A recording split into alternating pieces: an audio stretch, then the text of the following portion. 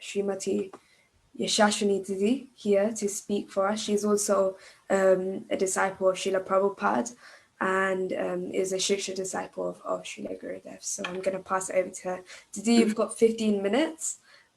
Take it away. Hare Krishna, thank you. I just want to offer my respectful obeisances to all the devotees, to the team who are hosting, to Srila Advaita Maharaj and all the other Maharajas.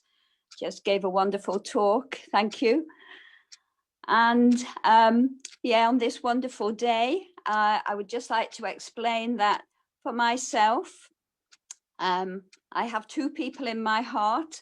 Srila Prabhupada, when I met him, he stole my heart, so I couldn't take that back.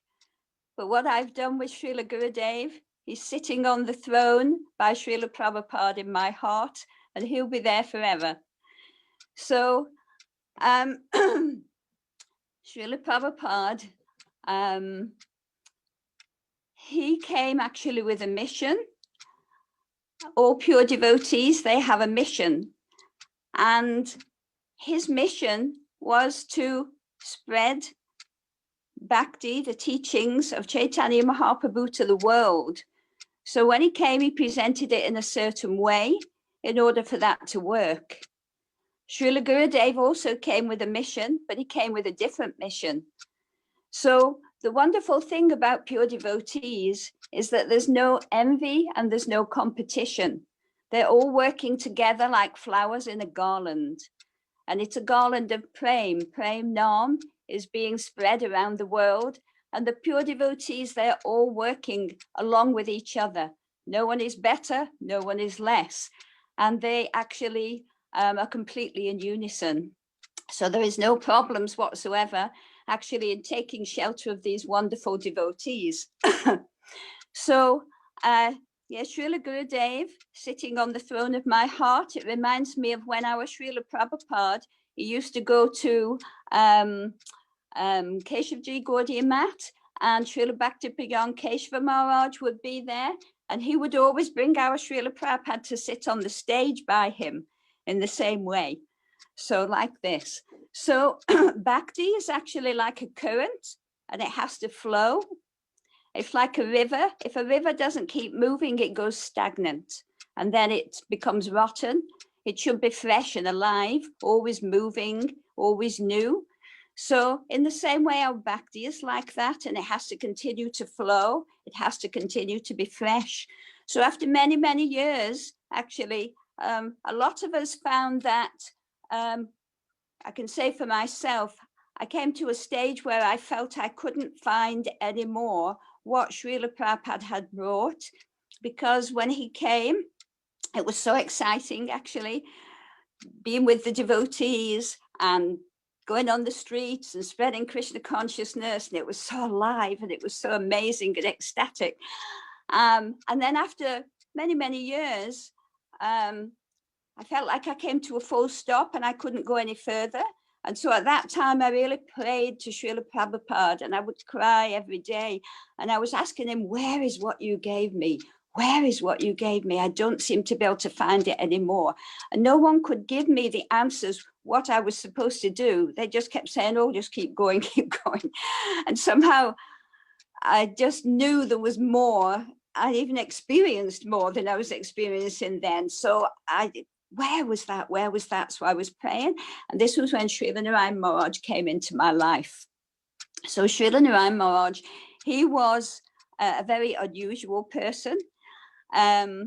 He was actually he was like an avadut in a way. He was very, not so, Prabhupada was very straightforward because he was spreading it to the whole world, and he had to keep it simple.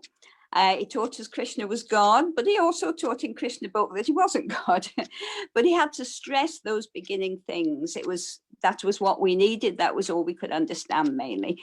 So when Srila Gurudeva came, he actually stressed this other side very much about Raganuga Bhakti, as Srila Advaita Maharaj was saying.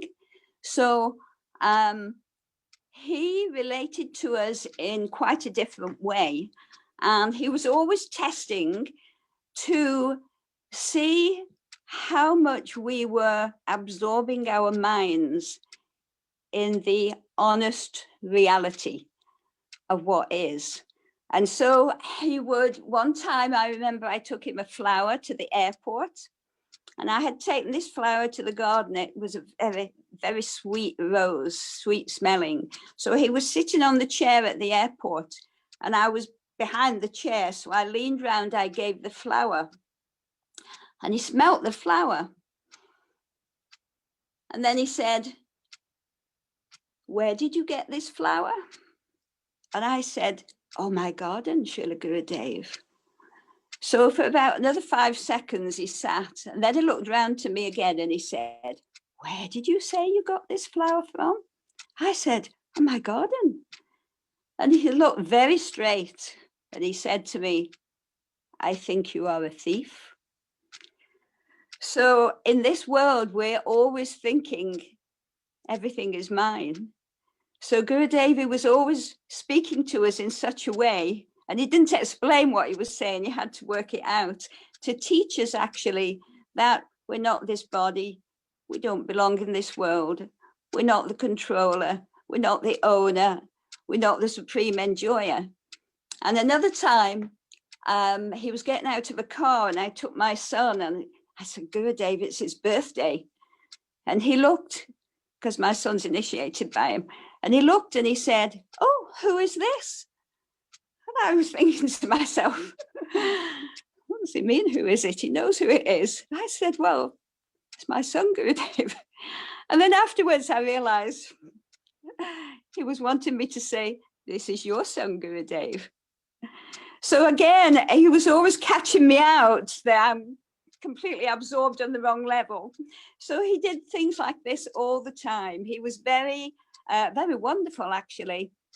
So many sweet dealings, so many, all sorts of dealings. And many times I realized that I made so many offenses, but he was so kind that to this day, he's still helping. Another time I sent him a scarf, a very beautiful scarf, which I saw. It was the perfect saffron color. And it was just wide enough to fit around his head. And it was so beautiful. And I just thought, oh, I have to get that.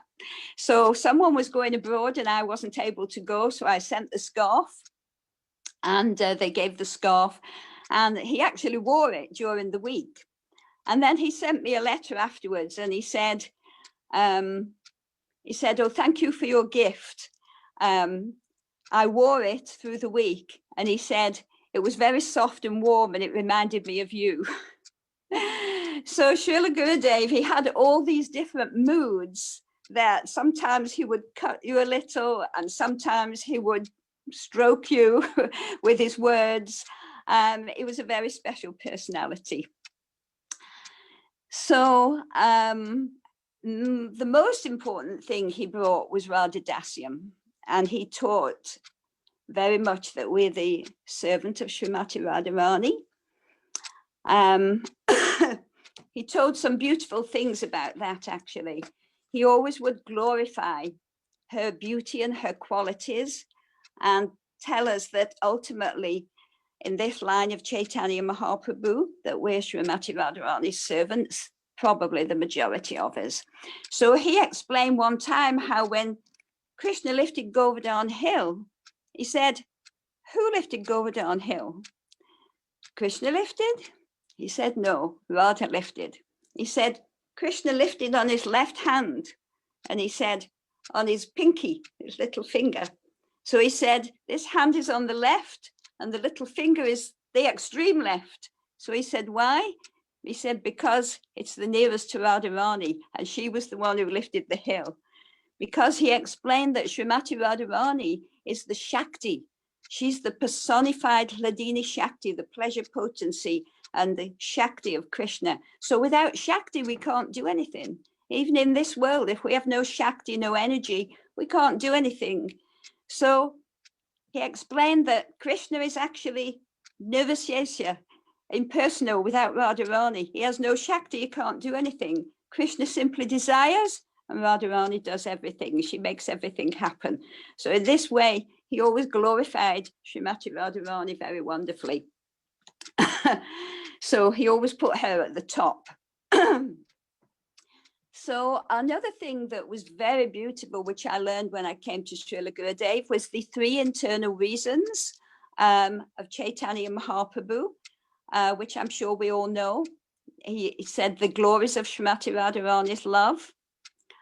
When Srimati Radharani looked at Krishna, what was she feeling? What was it about him that she was attracted to? Krishna himself, he wanted to know this. He saw Radha, he thought, wow, her love is so deep. When she looks at me, what is it she's thinking? What is she feeling about me? He got curious to know. And he also wanted to know, how does she feel when she realizes how much I love her? So these were the internal reasons of Chaitanya Mahaprabhu that he came to teach. And it's very interesting because this ties in so much with Gaura Leela.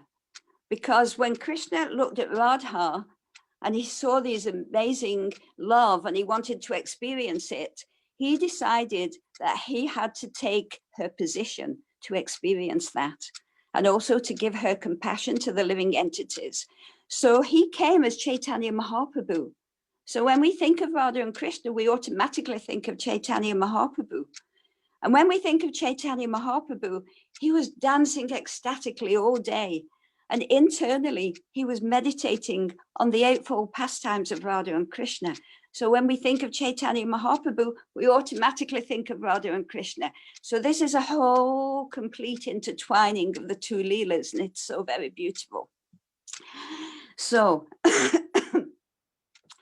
also a very important thing I learned when I came to Srila Gurudeva, because I had only been in one institution and I had only been with one pure devotee and I didn't know anything else. But when I came to Srila Gurudev's Sangha, I experienced that there were other devotees who had taken shelter of an initiation from many other pure devotees who I had not really heard of or seen or knew anything about. And I was totally amazed because this is so, so important. And there's one purport in Chaitanya Charitamrita where Srila Prabhupada explains that he's saying how if we take shelter of the pure devotee, we will advance in our bhakti. But he doesn't say the pure devotee. He says if someone takes shelter of his pure devotee, then he will make advancement in bhakti. So this is a very important point because it's so easy if we don't have enough knowledge to actually make offenses and also to become sectarian. And there's a quote by, if I can find it, Srila Bhaktivinoda Thakur. He gave so many amazing quotes about non-sectarianism. And he explained that the 11th obstacle of the Vaishnavas is sectarianism, which takes the shape of the forest fire. And he said, due to sectarianism, a person cannot accept anyone outside of his own group as a Vaishnava. And as a result, he faces many obstacles in finding a guru and associating with devotees. Therefore, extinguishing the forest fire is most important. So this is actually a very important thing. And Bhaktivinoda Thakur, again, he said something incredible because right now the world is becoming a little insane, as I think we could all see. And it's really, really important now that devotees of all types, of all sanghas, actually learn to respect and love each other and work together because it's very much needed. So Bhaktivinoda Thakur said, the Church of Kirtan, Harinam, the Church of Kirtan invites all classes of people without distinction to engage in the highest cultivation of the spirit. This church, it appears, will extend all over the world, and it will take the place of all sectarian institutions which exclude outsiders from the precincts of the mosque, the church, or the temple. This is Bhaktivinoda Thakur. And I think this is so, so important at this time, with so many things going on in the world, that we open our hearts. Okay, we open our hearts and we try to understand this mission of Chaitanya Mahaprabhu, how broad it is and how big it is. It's not just a tiny little thing, but there are Vaishnavas all over the world.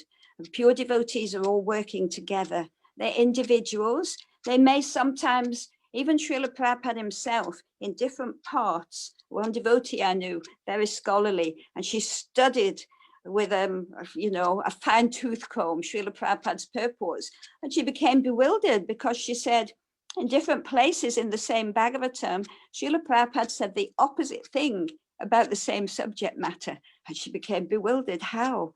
So one last thing before I finish, that Srila Gurudeva I learned when I came to his Sangha was that there are 3 levels the pure devotee speaks on. There is a Paravichar, Tattva Vichar and Ras Vichar. And these things may appear they're given a different answer to the same thing, because a Paravichar is that which is apparently true, but it may not be an eternal truth. But the pure devotee can use it to help bring people. Tattva Vichar is the absolute truth. Krishna's God, he knows absolutely everything, he can do everything. And Ras Vichar is, I'm getting a low battery there. Ras Vichar, okay. Just finishing that sentence. Ras Vichar is when Krishna is not God. And this was the platform that Srila Gurudeva, he always would say, close your eyes, come with me to Vrindavan. And he would tell the most beautiful, heart-jerking stories with the personalities, what they wore, the interactions of the beautiful, loving exchanges. And it was so wonderful. So all the pure devotees are working together. We should all learn to work together. And I am so deeply grateful to both Srila Prabhupada and Srila Bhaktivedanta Narayan Maharaj. They are just like bread and butter. They go together. You can't not mix them. So on this auspicious day, I just want to ask the blessings of all the Vaishnavas and of Srila Prabhupada and of Srila Gurudeva to please bless me with the simplicity that I can actually become that honest person who understands that I'm a pure devotee of the Lord. I'm not this body, and to have the humility to actually deeply pray and live my life in a way that I can truly connect to these wonderful things that they have come to give us. So thank you. Hare Krishna. Thank you so much, Didi. That was so beautiful. Thank you for sharing your stories that you've had with Srila Gurudev, and I'm sure some of us have heard them before, but they're ever fresh, and every time I hear them, they just touch my heart and really warm it up. So thank you so much, Didi. Thank you so much for that.